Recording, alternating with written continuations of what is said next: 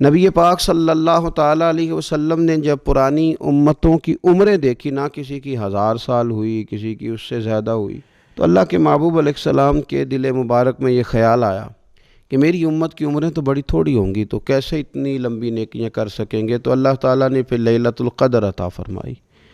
گویا اس ایک رات میں جو آدمی نیکی کرے، 1000 دن نہیں، کتنا لوگوں کو شوق ہے کہ کوئی ایسا جیک لگے، یکدم میری ساری چیزیں بڑھ جائیں، تو اس پر بھی تو ذرا غور کرے نا۔ یہ ایک رات 1000 دن سے نہیں، 1000 مہینے سے افضل ہے۔ 1000 یکدم آپ کی نیکیوں کی عمر 1000 ماہ تک چلی جاتی ہے، کتنی بڑی فضیلت کی بات ہے۔ میرے رسول کریم صلی اللہ تعالیٰ علیہ وآلہ وسلم خاص توجہ دلاتے، اس رات کے حوالے سے خاص توجہ دلاتے۔ اور یہ رات کب ہوتی ہے؟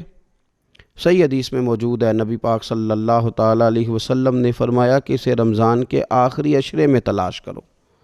گویا یہ جو 5 طاق راتیں ہیں نا، 21ویں، 23ویں، 25ویں، 27ویں، 29ویں، ان طاق راتوں میں اس رات کو تلاش کرو۔ اس رات اللہ کے فرشتے نازل ہوتے ہیں، آسمان دنیا پر، زمین پر فرشتے اترتے ہیں۔ حضرت جبریل امین علیہ السلام انہیں لے کر کے آتے ہیں، اور فرشتے کیا کرتے ہیں کہ جو بندہ اس رات اللہ کی یاد میں موجود ہو، جو بندہ اللہ تبارک و تعالیٰ کے ذکر میں موجود ہو، جو بندہ اس دن اللہ تبارک و تعالیٰ کی بارگاہ میں کسی بھی طور پر حاضر ہو، فرشتے اس کے لیے دعائے مغفرت بھی کرتے ہیں اور رب کی بارگاہ میں التجائے رحمت بھی کرتے ہیں۔ اور ایک روایت میں ہمیں یوں بھی ملتا ہے کہ فرشتے اسے مصافحہ بھی کرتے ہیں، ہاتھ بھی ملاتے ہیں۔ دیکھیے نا کتنی سعادت مندی ہے کہ انسان عبادت کر رہا ہو اور فرشتے اس کی زیارت کو آئیں۔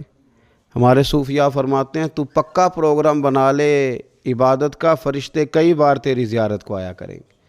اور پھر ایک اور بات یہاں بڑی قابل توجہ ہے کہ انسان جب محسوس کرتا ہے نا مجھے کچھ دیکھ رہا ہے، تو ذرا اس کی عبادت کا انداز بھی تھوڑا تبدیل ہو جاتا ہے۔ تو اگر یہ ذہن ہو ہمارا کہ ہمیں فرشتے دیکھ رہے ہیں اور وہ والی مخلوق دیکھ رہی ہے جو ہماری ڈائری ڈائریکٹ لے جا کے ہمارے رب کی بارگاہ میں پیش کرے، تو پھر کچھ زیادہ ہی توجہ مسلمان کی ہونی چاہیے، زیادہ ہی انہماک ہونا چاہیے، وہ کھو جائے۔ ٹھیک ہے ہم کمزور بھی ہیں، ہمارے اندر کچھ پریشانیاں بھی ہیں، ہماری بیماریاں بھی ہیں، ہم لاغر بھی ہیں، ضعف بھی آ جاتا ہے، تھکاوٹ بھی ہمیں آ لیتی ہے، لیکن لمبی تو بات ہی کوئی نہیں، 5 تو طاق راتیں۔ حضرت سیدہ عائشہ صدیقہ رضی اللہ تعالیٰ عنہ ارشاد فرماتی ہیں کہ جب رمضان کا آخری عشرہ شروع ہوتا تھا نا، تو نبی پاک اپنی کمر کس لیتے تھے عبادت کے لیے، خود بھی رات کو اٹھتے تھے، ہمیں بھی جگاتے تھے، کیونکہ سونے کے دن تو نہیں ہے، تو جاگنے کے دن ہیں۔ ساون کی کالی راتوں میں جب بوندا باندی ہوتی ہے، وہ راتوں کو اٹھ اٹھ روتے ہیں جب خلقت ساری سوتی ہے۔ یہ رب کے بندوں کی شان ہے۔ اور ویسے بھی درویش کہتے ہیں کہ رات پوے تے بے درداں نو نیند پیاری آوے، درد منداں نو تے یاد سجن دی ستیاں وی آن جگاوے۔ تو یہ وقت ہے خاص، اس خاص وقت اس بات کی طرف ضرور توجہ کرنی چاہیے۔ اور یہ جو کہا گیا نا کہ فرشتے نازل ہوتے ہیں بِإِذْنِ رَبِّهِمْ مِنْ كُلِّ امر، اللہ کے حکم سے آتے ہیں اور ہر کام کے لیے، ہر امر خیر کے لیے آتے ہیں۔ تو اس میں بھی ہمارے مفسرین نے لکھا ہے کہ وہ تمہارے لیے پورے سال کا فیصلہ کریں گے کہ تمہیں کیا دیا جائے گا، تم کیا حاصل کرو گے اللہ تبارک و تعالیٰ کی بارگاہ سے۔ تو اس کا معنی یہ ہوا کہ پھر تو یہ لینے کی رات ہے۔ ایسا نہ ہو کہ فرشتے آئے ہوں رب کی بارگاہ سے یہ پیغام کرم ہو کہ دینا ہے اور لینے والے سو رہے ہوں، وہ آرام میں ہوں۔ تو یاد رکھیں خیرات اسی کے پیالے میں آتی ہے جس کا پیالہ سیدھا ہوتا ہے، اور اگر پیالہ ہی سیدھا نہ ہو تو خیرات پھر پیالے میں نہیں آیا کرتی۔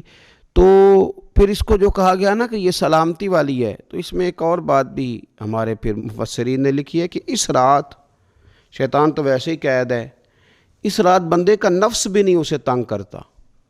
یہ طاق راتیں اتنی حسین ہے کہ تھوڑی سی بندہ ہمت کرے تو اللہ عبادت کے لیے اس کے دل کو قرار عطا کر دیتا ہے، اسے سکون ملتا ہے، طبیعت ٹھنڈی ہو جاتی ہے، اور وہ بڑے ذوق کے ساتھ اللہ کی عبادت کرتا ہے۔ خوب بیداری کا مظاہرہ کریں طاق رات